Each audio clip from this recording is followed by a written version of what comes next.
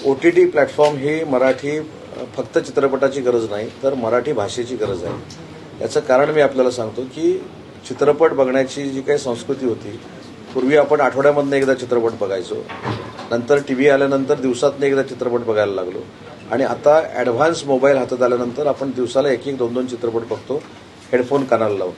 तर माझं मराठी भाषेचं मंत्री म्हणून मत असं आहे की मराठीचा OTT प्लॅटफॉर्म देखील जर प्रत्येकाच्या हातामध्ये असेल तर त्याच्यातनं मराठीचं संवर्धन होऊ शकतं, मराठीचं जतन होऊ शकतं आणि प्रचार आणि प्रसार होऊ शकतो आणि चांगलं साहित्य हे पुढच्या पिढीपर्यंत पोहोचू शकतं। म्हणून OTT प्लॅटफॉर्म हा अतिशय महत्त्वाचा आहे आणि अत्यावश्यक आहे। अभिजात मराठी या OTTच्या घोषणा झाली, या OTT कडून तुमच्या काय अपेक्षा आहेत?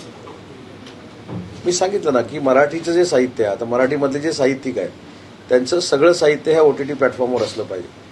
मी मगाशी जसा उल्लेख केला की दादासाहेब फाळकेंनी चित्रपटाची सुरुवात केली, बाबूराव पेंटरनी आपला पहिला कॅमेरा तयार केला, त्या सगळ्यांची माहिती पण भावी पिढीला मिळाली पाहिजे। मराठी भाषा नक्की काय आहे, मराठीतले संगीतकार काय आहेत, मराठीतले गीतकार काय आहेत हे देखील सगळ्यांना कळलं पाहिजे आणि मराठीचं तंतोतंत 0 पासून 100 पर्यंत सगळं साहित्य हे त्याच्यामध्ये इन्क्लूड असलं पाहिजे।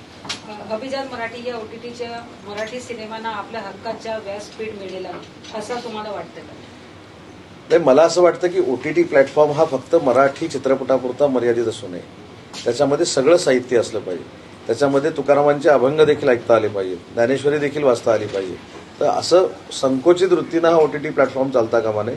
मराठी हे फार मोठं काम करण्याचं एक क्षेत्र आहे आणि त्या मराठीतलं सगळं साहित्य जे आहे ते OTT प्लॅटफॉर्ममध्ये असलं पाहिजे। उदय सामंतचा किती सपोर्ट असणार त्यांच्या?